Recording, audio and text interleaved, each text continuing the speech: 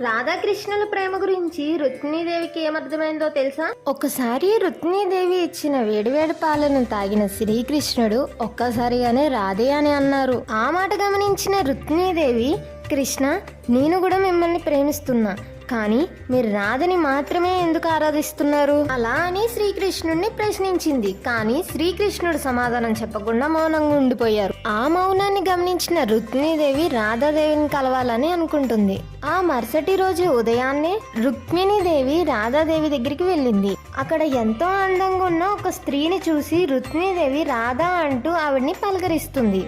పండు వెన్నెల లాంటి స్వచ్ఛమైన నవ్వుతో ఎంతో అందంగా ఉన్న రాధాదేవి ఒళ్ళంతా బొబ్బలెక్కి ఉంటుంది. అది చూసిన రుక్మిణీదేవి, ఏంటి రాధా, ఏమైంది అని అడుగుతుంది. నిన్న రాత్రి కృష్ణయ్యకి మీరు ఇచ్చిన వేడివేడి పాలే ఇందుకు కారణమని రాధాదేవి రుక్మిణీదేవికి బదులు ఇచ్చింది. దానితో శ్రీకృష్ణుడు